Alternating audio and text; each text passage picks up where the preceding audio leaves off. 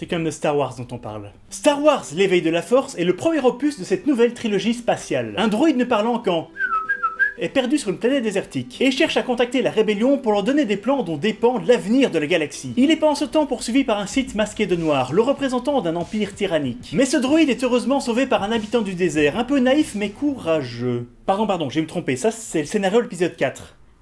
Ah bah non, c'est aussi le bon résumé pour l'épisode 7. BB-8 tombe sur Rey, notre jeune héroïne, et ensuite sur Finn, qui est un Stormtrooper déserteur. À 3, ils tentent de protéger les plans qui mènent à la cachette secrète de Luke Skywalker, le légendaire Jedi qui a disparu depuis bien des années. Vous l'aurez compris, mon plus gros problème avec le film vient de la checklist qu'ils ont dû écrire en se regardant l'épisode 4. Alors est-ce qu'on a un nouveau R2-D2, un nouveau Tatooine, un nouveau Dark Vador, une nouvelle Cantina, une nouvelle étoile noire? Oui, vous êtes sûr? Mais alors c'est bon.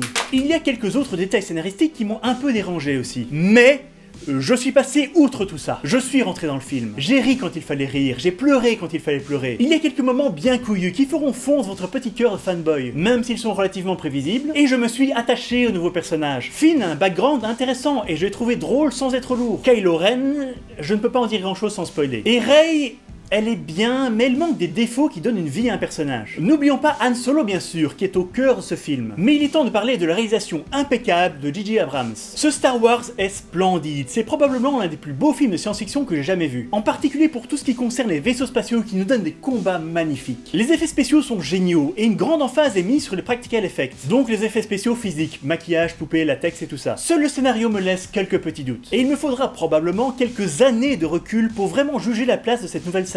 Donc, malgré une trame déjà vue et une subtilité digne d'un coup de poing, j'ai absolument adoré ce film et je n'ai pas vu passer ces 2h15. Il est tellement bien fait et il y avait tellement de risques que ce soit une nouvelle gifle à la gueule des fans qu'on doit l'apprécier pour ce qu'il est. J.J. Abrams et toute l'équipe avaient la lourde responsabilité de faire un film qui plaira à un public très varié et très difficile. Et malgré la pression des fans et des studios, je crois pouvoir dire qu'ils y sont arrivés et je pense qu'ils n'auraient pas pu faire mieux. Donc personnellement, ma réponse est oui. Star Wars est de retour.